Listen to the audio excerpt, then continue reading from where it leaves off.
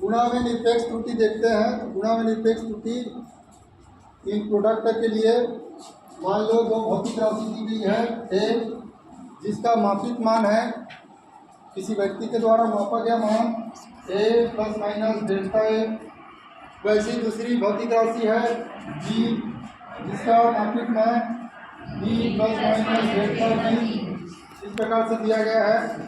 और इन दोनों का गुणा में निरपेक्ष त्रुटि देखना है।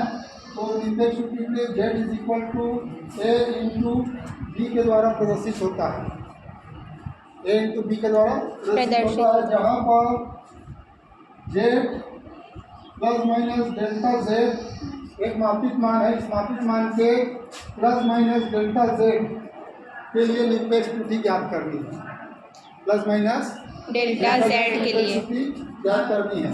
तो z के लिए यहाँ पर z जो दिया गया है, z भौतिक राशि का ये इस प्रकार से मापित मान है। इन सभी मापित मानों को समीकरण 2 में रख देते हैं। क्या करेंगे? समीकरण 2 में रखेंगे।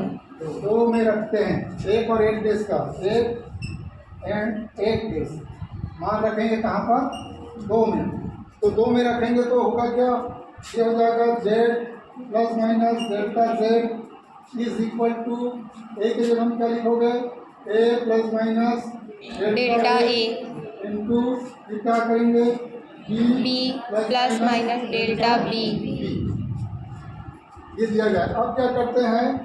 इसका गुणा करेंगे, पहले इसके साथ वितरण होगा, फिर इसके साथ गुणा होगा, वैसे ही इसका इसके साथ गुणा होगा और इसके साथ गुणा होगा। तो कितने पद आएंगे? 4 पद।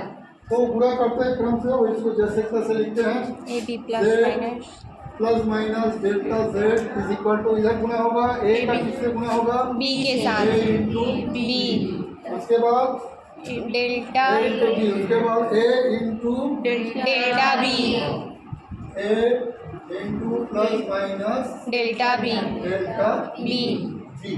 हो गया।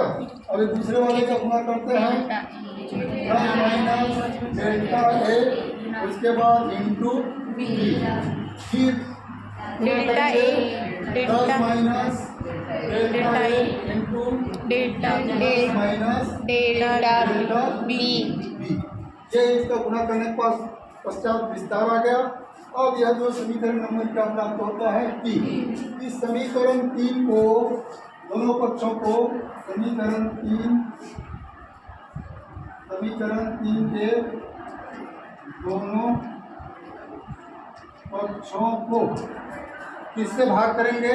z से करेंगे या ए बी से, क्योंकि हमने माना है z is equal to A B, और ए बी किस पद के रूप में है? गुणा के रूप में। डाट लगा, इसका मतलब गुणा के रूप में है। तो यहाँ पर भाग करेंगे जिससे कंपेयर करता है, इधर वाले को z से भाग करेंगे, उधर को ए बी से भाग करते हैं। तो ये क्या आ जाएगा? z upon z plus minus delta z बट z is equal to A B बट z।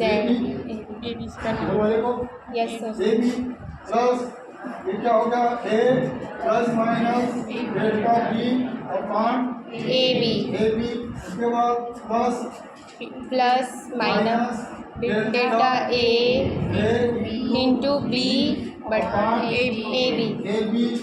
उसके बाद है फिर प्लस माइनस, इसको लिखे हैं अभी 1 2 3, लास्ट वाले को plus minus delta A plus minus delta B upon A B.